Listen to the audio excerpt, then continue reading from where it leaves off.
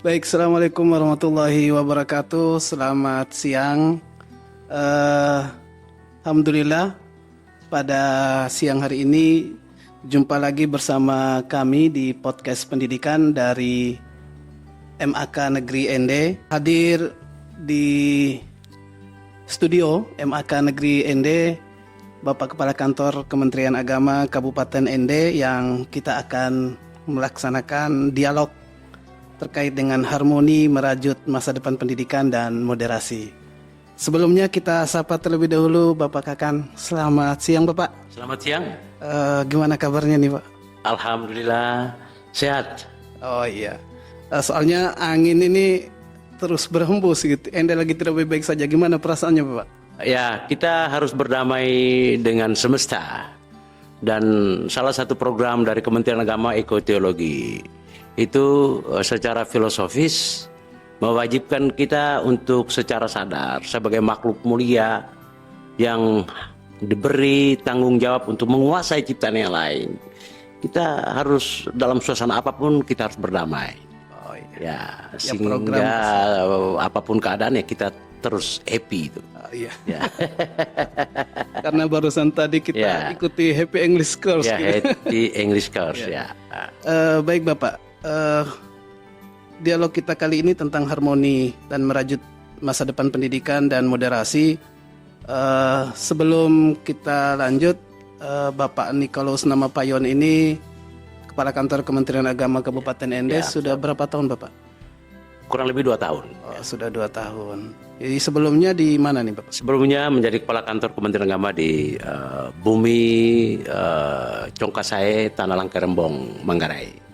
Dengan kesibukan yang kami pikir agak padat Bapak ini untuk mengawal instansi vertikal dalam hal ini Kementerian Agama yang begitu luas, sedikit fokus utama Kementerian Agama Kabupaten ND itu saat ini apa Bapak?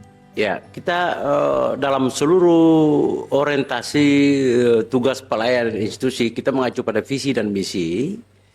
Dan hari ini kita fokus pada 7 program prioritas Kementerian Agama Republik Indonesia. Ya, yang kita tahu bersama pada poin pertama adalah toleransi dan cinta akan nilai-nilai kemanusiaan. Ya, lalu kemudian ada ekoteologi. Ya, lalu kemudian ada pendidikan terintegrasi yang unggul. Ya. Lalu kemudian kemandirian pondok pesantren, ya, dan sebelumnya juga sukses haji yang alhamdulillah hari ini sudah berdiri sendiri, Kementerian Haji dan Umroh. Ya, tetapi saya punya keyakinan tersendiri bahwa kalau 2 program prioritas yang pertama ini kalau kita sukseskan maka yang lain dengan sendirinya sukses. Oh iya. Yakni toleransi, cinta akan nilai kemanusiaan, dan ekoteologi. Ya. Benar, ekoteologi ini ya program besarnya Kementerian Agama Bapak ya. Oke. Saat ini pendidikan di madrasah itu Bapak, sedikit kita spill bicara terkait dengan pendidikan, perkembangan kualitas madrasah dan sekolah keagamaan di bawah Kementerian Agama Kabupaten ND lebih khususnya itu saya pikir melejit lah, punya prestasi. Artinya apa yang ke depan yang ingin kita tonjolkan di madrasah-madrasah atau sekolah-sekolah di bawah binaan Kementerian Agama, Bapak? Ya, baik. Saya selalu berpikir holistik dari dasar. Bahwa pertama-tama kita harus sadar bahwa cita-cita untuk kemerdekaan ini dalam undang-undang itu 2 saja itu. Ya. Kalau kita baca baik. Ya, yang pertama mencerdaskan anak-anak bangsa. Ya, formulasi umum mencerdaskan kehidupan bangsa, memelihara, merawat fakir miskin, anak-anak telantar. Ya. Berarti cita-cita kemerdekaan hanya 2. Ya, yakni mencerdaskan, menaikkan kualitas sumber daya anak-anak negeri melalui pendidikan formal, pendidikan non formal dan lain sebagainya. Lalu kemudian menghadirkan sebuah peningkatan terukur kesejahteraan masyarakat. Maka sesungguhnya ya pendidikan itu menjadi penyumbang energi ya sekali lagi pendidikan menjadi penyumbang energi terbesar bagi pembangunan, ya, bagi kemerdekaan itu sendiri. Ya, karena itu ya sekolah-sekolah di bawah Kementerian Agama melalui juga salah satu program prioritas dari 7 program itu adalah ya pendidikan yang unggul terintegrasi, ya. Maka secara sadar dari waktu ke waktu, ya, selaku kepala kantor saya coba meyakinkan teman-teman, ya, baik para kepala madrasah mulai tingkat RA, Ibtidaiyat, Sanawiyah, dan Aliyah maupun pendidikan keagamaan lain seperti sekolah menengah agama Katolik negeri, swasta, taman seminari dan lain sebagainya, agar kita mendesain sistem pembelajaran kita dengan mengedepankan ya nilai-nilai kemanusiaan yang pada ujungnya menghadirkan sebuah karakter pembeda, ya, bagi pendidikan formal, ya, yang bukan di bawah institusi naungan Kementerian Agama seperti di Dinas Pendidikan dan lain sebagainya. Ya. Paling tidak Kementerian Agama punya warna di lembaga pendidikan. Ya, sehingga selalu saya katakan kita harus keluar dari zona nyaman, ya, kita out of the box, jadi di luar dari kebiasaan-kebiasaan ini, lalu kemudian dengan inspirasi dari 5 nilai budaya kerja, yang setiap hari juga kita kumandangkan, ya, di setiap integritas, profesionalitas, inovasi, tanggung jawab dan keteladanan. Maka selalu saya katakan kalau integritas ini sudah menjadi budaya, maka program yang lain dengan sendirinya, akan ikut di dalamnya. Maka ada gerakan yang saya sebut integritas harus sebagai identitas. Integritas sebagai identitas, namun ya pendekatan pelayanan kita bukan pendekatan pelayanan identitas, tetapi pendekatan pelayanan komunitas. Ya.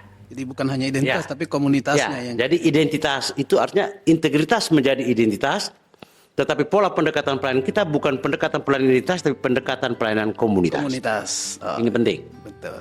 Karena saya yakin kalau ini sudah menjadi milik bersama, menjadi sebuah spirit bersama yang dimiliki, maka ya profesional dengan sendirinya dia muncul. Inovasi dia akan muncul, ya, tanggung jawab muncul, dan keteladanan pasti dengan sendirinya hadir. Baik Bapak, di tengah-tengah tantangan pendidikan yang saat ini kita kadang mendapati Gen Z atau Gen Alpha ini secara psikologi, Bapak, artinya secara psikologi ini rentan dengan rentan dengan keadaan yang frustasi. Bagaimana Kementerian Agama dalam hal ini lembaga keagamaan untuk bisa mengatasi dilematis kondisi generasi Z dan generasi Alpha. Jadi Z itu kan dia alfabet terakhir. Ujungnya itu. Benar. Ya, dan hari ini kita alami bahwa ada sebuah ketidakpastian, ya, ada sebuah semacam persimpangan itu, ya, karena kita sadar sungguh bahwa nilai-nilai moral, nilai-nilai etis religius kian luntur memudar, kian lemah berpengaruh, karena ya anak-anak negeri ya seakan-akan pada persimpangan jalan. Ya, di satu sisi ya dia agak diwajibkan untuk menjadi orang yang terupdate, orang kekinian. Tetapi di sisi lain, ya, karena kita di NTT Walbekus di Flores ini dengan budaya, latar belakang budaya yang masih kuat mendominasi, maka tawaran pola dan gaya hidup kekinian itu terkadang-kadang berseberangan dengan budaya, nilai-nilai warisan leluhur. Terjadi sebuah persimpangan di situ antara tetap setia pada budaya, lalu kemudian boleh dianggap sebagai orang yang terbelakang kolot, ataukah dia mau menjadi manusia kekinian, manusia anak zaman sekarang, tetapi kemudian dia harus tercabut dari akar. Ya, sementara kita tahu filosofinya bahwa segala sesuatu yang tercabut dari akar tidak akan pernah berbuah. Iya. Berbunga pun enggak kan gitu. Iya. Berarti mati di situ. Betul. Iya. Ya. Artinya era digital ini perlu kita menyeimbangkan. Ya. Artinya agama pun lembaga-lembaga keagamaan Ya. punya peranan penting. Ini Bapak, Kementerian Agama ini punya proyeksi besar tentang moderasi beragama, Bapak. Ya. Artinya moderasi beragama banyak mungkin teman-teman di luar sana belum begitu mengerti. Bahkan ada yang bisa mengatakan, oh masa agama kita modernisasi gitu. Ya.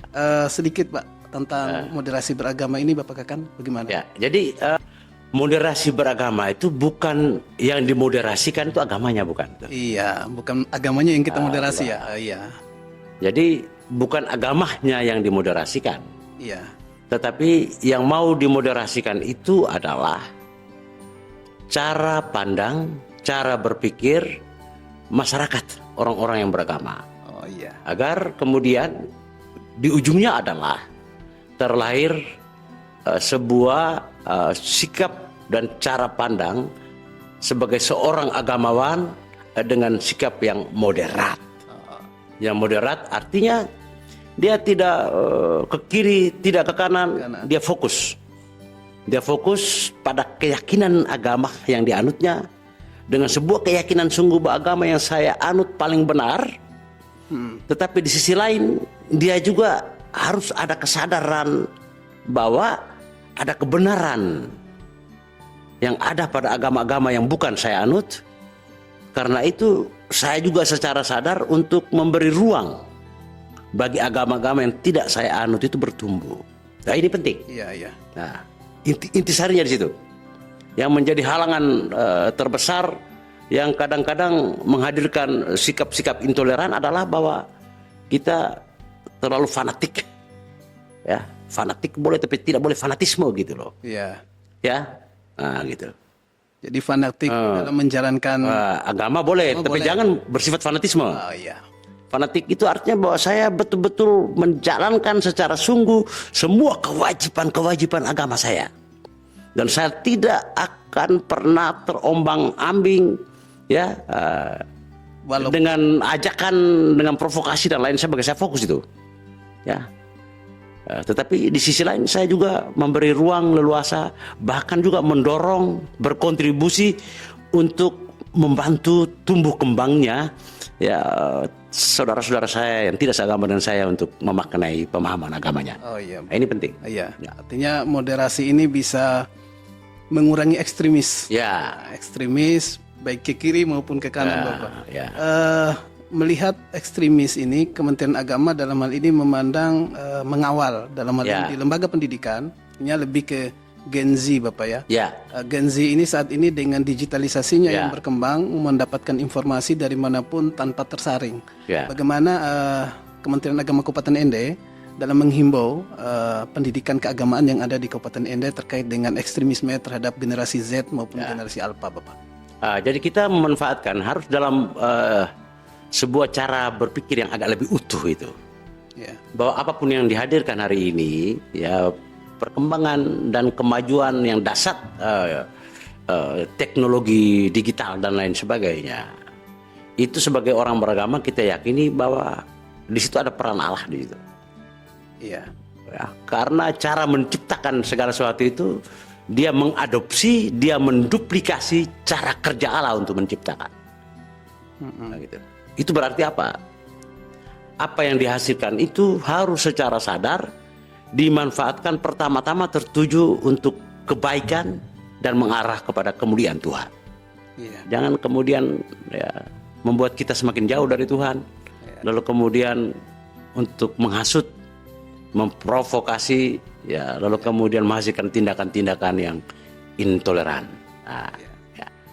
Sehingga diharapkan dan selalu saya ingatkan untuk lembaga-lembaga pendidikan di bawah Kementerian Agama, kita harus ya di satu sisi kita punya program layanan digitalisasi, tetapi kita maknai ruang dan kita manfaatkan teknologi ini betul berorientasi pada bagaimana supaya Allah semakin dikenal, ya. Lalu kemudian nilai-nilai kemanusiaan semakin diperjuangkan, ya. Dan kita hindari sejauh mungkin hal-hal yang pada ujungnya menghasilkan sesuatu yang destruktif. Iya. Harus sesuatu yang konstruktif. Iya. Gitu.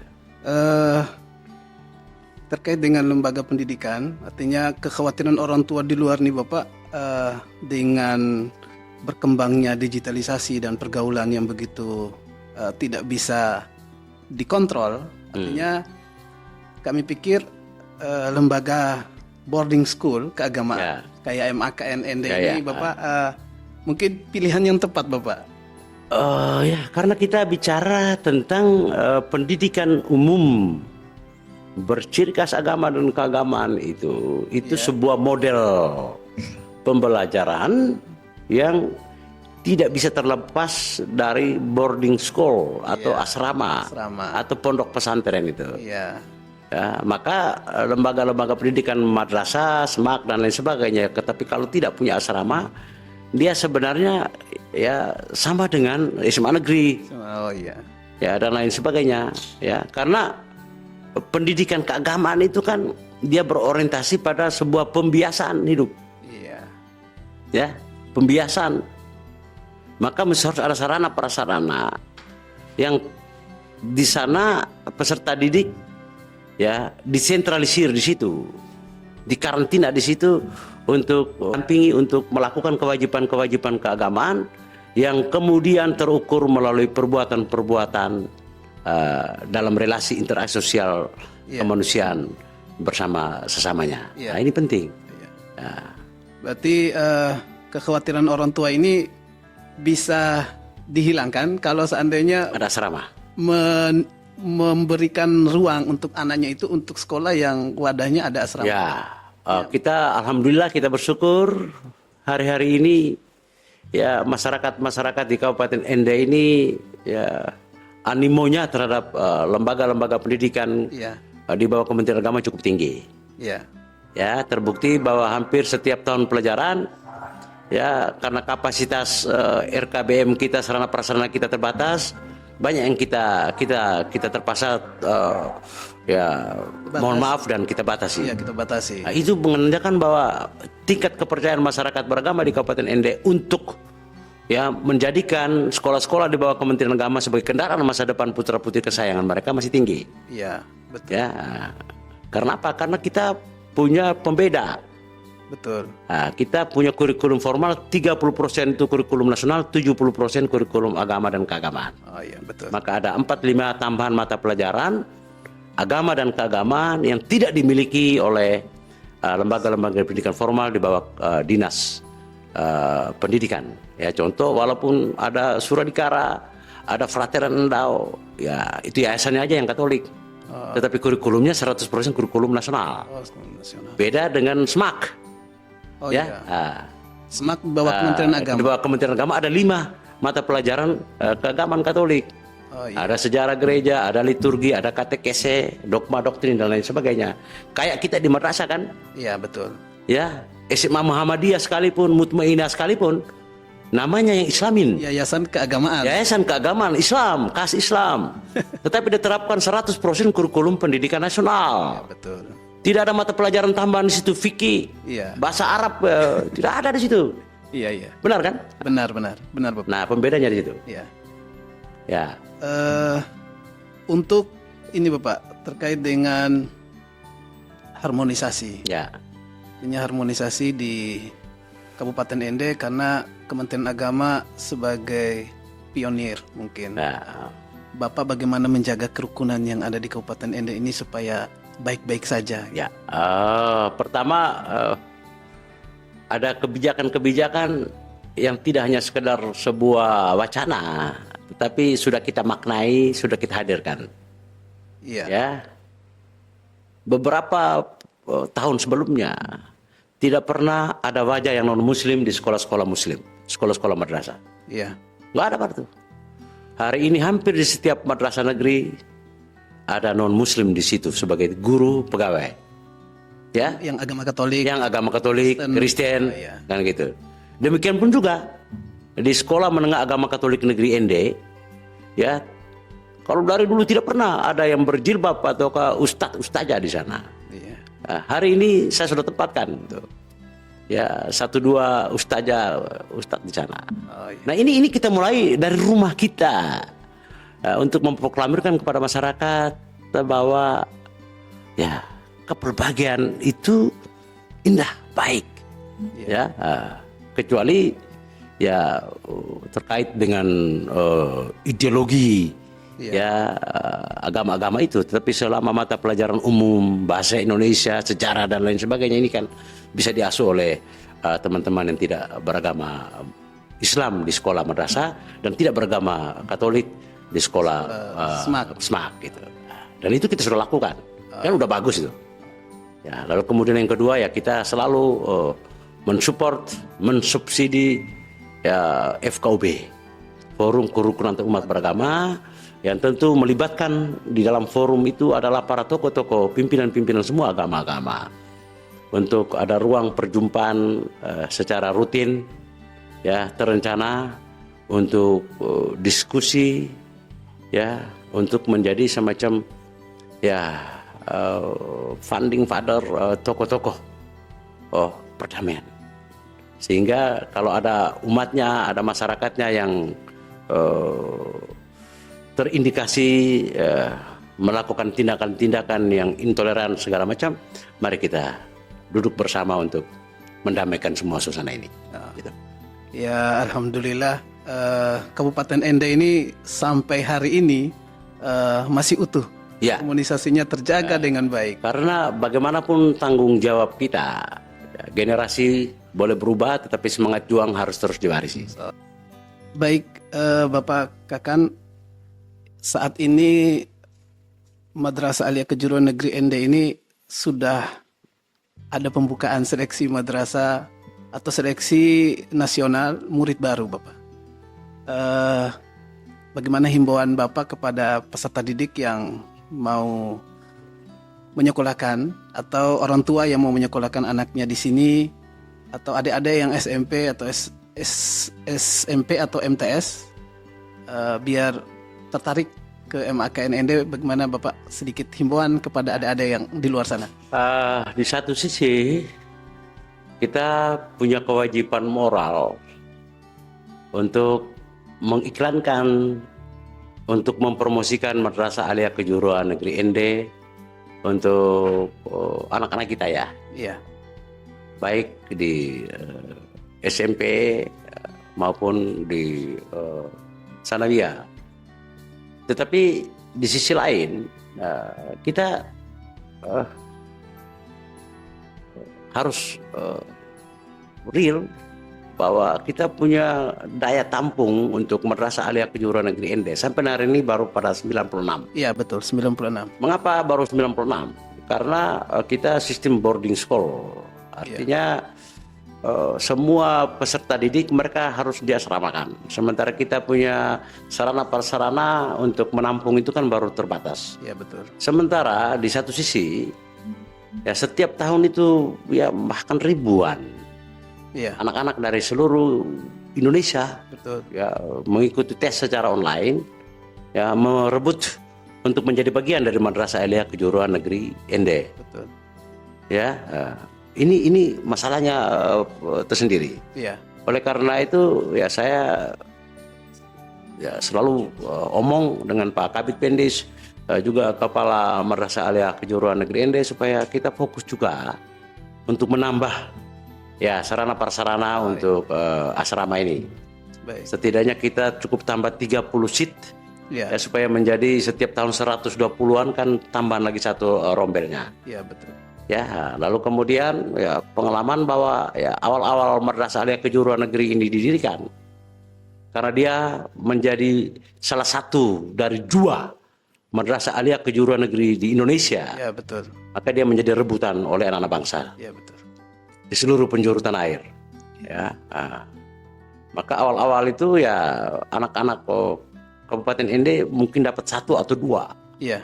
Karena mereka kalah bersaing pada saat seleksi masuk. Ya.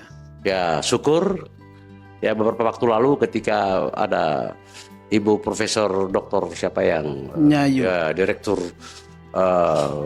Dirjen Pendidikan Islam. Dirjen Pendidikan Islam, Direktur Sarana Prasarana dan Kurikulum Madrasah itu, saya minta supaya untuk anak-anak ND dikasih jatah 20%. Iya. Dan hari ini sudah dikasih kurang lebih 15%. Oh iya. Ya, nah, itu alhamdulillah. Kalau tidak ya sekolah di wilayah kita, tetapi yang menikmati adalah orang-orang dari kabupaten lain, bahkan dari provinsi lain di Indonesia. Gitu. Oh, iya. Ya. Terakhir Bapak, closing statement terkait dengan tema podcast kita tentang dialog harmoni merajut masa depan pendidikan dan moderasi. Ya. Closing statement Bapak. Madrasah dengan gerakan 3M yang dari waktu ke waktu senantiasa menjadi inspirasi dan spirit, menata hati, Iya. menjunjung tinggi akhlakul karimah, Iya. mengawal Islam yang rahmatan lil alamin. Itu mau menegaskan bahwa agama harus menjadi inspirasi, tidak boleh menjadi aspirasi. Oh ya, agama harus menjadi inspirasi, tapi jangan menjadi aspirasi. Oh ya, pesan yang luar biasa ini. Lalu yang berikut, bahwa Madrasah Aliyah Kejuruan Negeri ND ini adalah lembaga pendidikan di bawah Kementerian Agama. Maka dia harus betul secara sadar memberi kontribusi yang bermakna untuk pencapaian visi misi Kementerian Agama. Iya. Karena institusi Kementerian Agama selalu saya bilang bahwa ini adalah satu-satunya institusi pemerintah yang diberi tanggung jawab moral untuk pertama-tama merawat moral bangsa, merawat budaya bangsa, merawat etis religius bangsa, sehingga dengan demikian memastikan NKRI tetap tegak. Karena ya kita pada sejarah kita tahu bahwa pada Badan Usaha Persiapan Kemerdekaan Indonesia hadir para cendekiawan dari semua agama berpikir soal bagaimana mendesain sebuah falsafah filosofi bangsa. Ya, ideologi bangsa waktu itu Pancasila, ya, dan sila pertama ketuhanan yang Maha Esa. Yaitu sikap kelegowoan ya, para cendekiawan semua agama untuk ya menanggalkan semua keegoisan mereka tentang ideologi agama-agamanya masing-masing, dan mereka sama-sama merapat ke tengah untuk menerima satu, yakni ketuhanan yang Maha Esa. Karena dulu kita pernah kenal itu ada ketuhanan dengan menjalankan syariat Islam bagi yang kita sebut Jakarta Charter. Ya, jadi mari ya, generasi boleh berubah, semangat juang dan spirit terus kita warisi. Baik. Ya, lebih baik madrasah lebih baik, madrasah maju, bermutu mendunia. Ya, baik. Terima kasih. Wassalamualaikum warahmatullahi wabarakatuh. Sahabat vokasi, para pendengar, tak terasa kehadiran Bapak Kakan Kemenak Kabupaten ND bersama kita di ruangan podcast MAK Negeri ND ya 30 menit, dan saatnya diskusi terkait dengan harmoni pada hari ini juga kita akhiri, dan kami ucapkan terima kasih banyak Bapak atas waktu yang sudah menyempatkan hadir di studio yang ya cukup megah lah. Ya, ini lumayan. Ya. Dan saya akhiri, saya Awal yang pandu podcast pada siang hari ini. Assalamualaikum warahmatullahi wabarakatuh. Waalaikumsalam warahmatullahi wabarakatuh. Terima kasih. Ya.